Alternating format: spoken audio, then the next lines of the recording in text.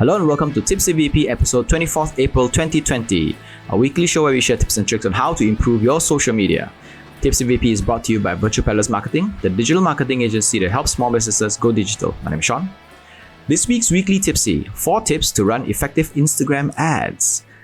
As business owners, we tend to fall into the trap of assuming we know what our audiences like as opposed to what they really like. It happens all the time, right? Making assumptions. When that happens, we end up splurging on ads and not getting the results that we want. This is, I think we have a lot of clients, past clients that come to us, or people who we meet up for the first time, and they always have this problem. We've been spending too much. We don't know what we're spending on. We don't know what are the results. We don't know what's going on, and we're not getting the results that we want, and we don't know what to do. So the key to running effective ads on Instagram, it actually works with every other platforms as well. But let's look at Instagram now, because we can use the advertisement platform that is on Instagram and also Facebook Ads Manager as well, because they're technically the same company. So the key to running effective ads on Instagram with minimal budget comes down to utilizing data and knowing the behavior of your audience. Today, I will share 4 tips on how to run effective ads with minimal budget. Number 1, repurpose organic posts.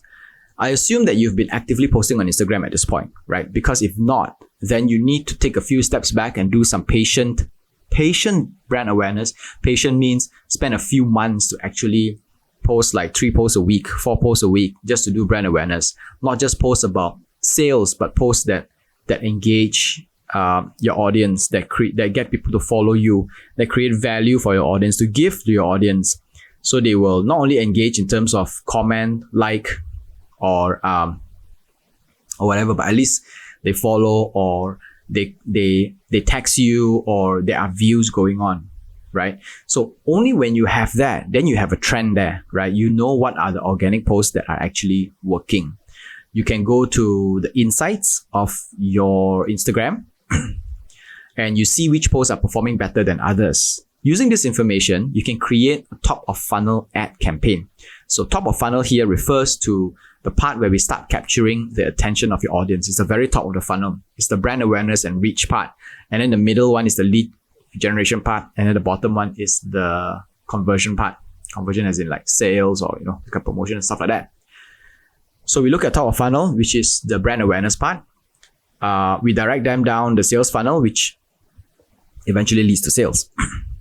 So your goal here, in a part where you repurpose organic posts, is to increase the number of people interacting with your content, not to generate lead. You are just increasing awareness. You're getting people to watch your video, to look at your images, to maybe ask questions if you are if you're asking questions, to answer the questions, or to get a curiosity piqued.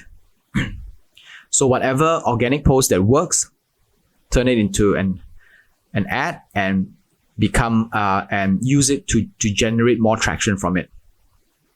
So there are 2 things that you can do from the Instagram's insights, which is to get DM. That means to get them to DM you, or to just get more visits to your profile. So at this first point, you're not looking to capture anybody. You're just looking to cast a wide net to see who is interested in your content. So here comes number 2, where you need to go into your Facebook Ads Manager. Create custom audience from Facebook Ads Manager. Step 1, we'll start pulling audiences. It's all about pulling audiences, step 1. Who engage with your post, where you can now identify and target using the Facebook Ads Manager. From Facebook Ads Manager's custom audience, select everyone who engage with your business and tag it to your Instagram account. So that way, Facebook is able to filter out everybody who has engaged with your business being with your Instagram account, via the post that you used to boost, the post that you boosted.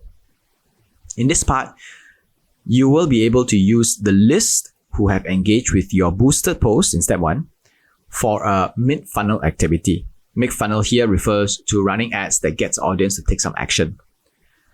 If it's e-commerce, direct them to find out more on the product page. If it's leads you want, get them to fill up a form in exchange for something like a white paper. But in our experience, if they want the more expensive a product, the higher the buyer decision-making process. The higher the buyer decision-making process, the more information they need. The more information they need, the more information that you need to give. So there are two ways of giving them information in terms of high decision-making process. When it comes to that, it all goes down to either directing them to a website where you can provide them with more information, or let them fill in a form where you send them a white paper or a PDF or some sort of document. Either way, it's fine. You can also run special promotion campaigns to hook those who are ready to buy from you, because there will always be people who are always ready to buy from you. And these people, just get ready for them. Always keep a door open and say, hey, if you want it, here it is.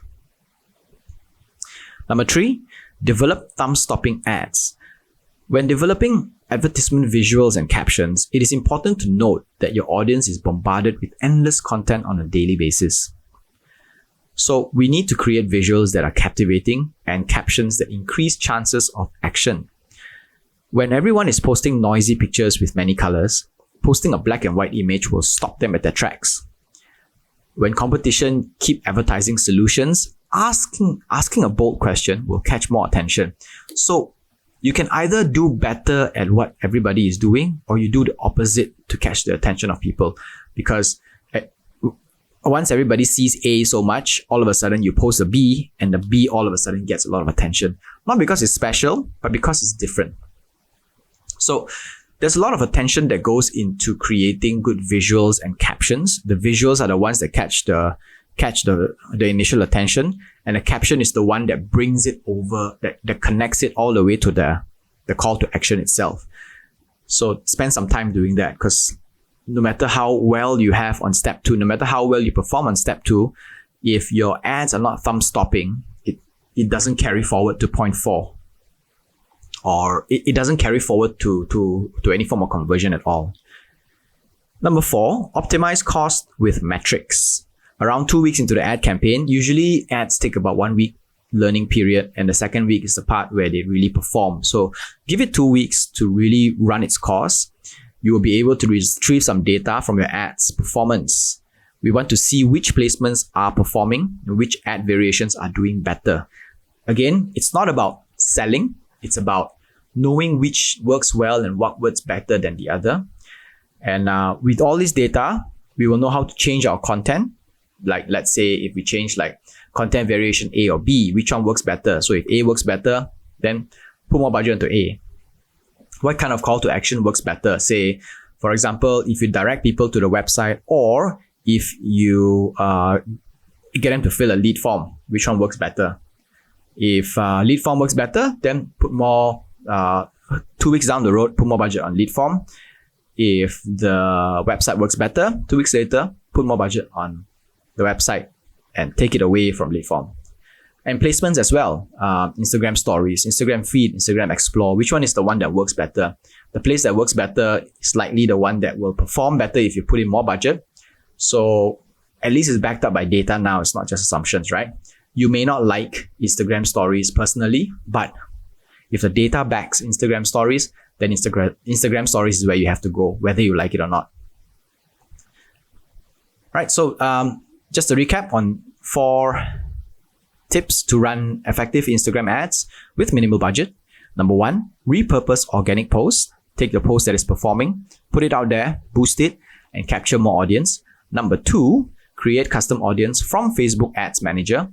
With all these audience that you have captured the attention of using step 1, you can go to Facebook Ads Manager, create a custom audience, select everyone who are engaged with your business and tag it to your Instagram account. Then you run ads on it. Number 3, develop thumb-stopping ads. So even if your strategy works well and if your ad content and ad caption is not good, the final mile is not being pushed, right? You're not catching the attention to take it all the way to the end. So take some time to create thumb-stopping moments. You figure it out. Go to Google, check it out how it's done. Number 4, optimize cost with metrics.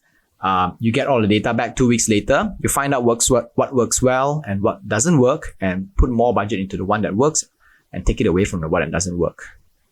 All right, that's all for Tipsy VP this week. Tipsy VP podcast is a part of Social Media Weekly and is available on Anchor FM, Google Podcasts, Apple Podcasts, Spotify, Stitcher, and more. Our full videos are available on YouTube, and we post bits and clips on Instagram and Facebook. This is Tipsy VP episode 22nd, 24th April 2020. My name is Sean. Au revoir.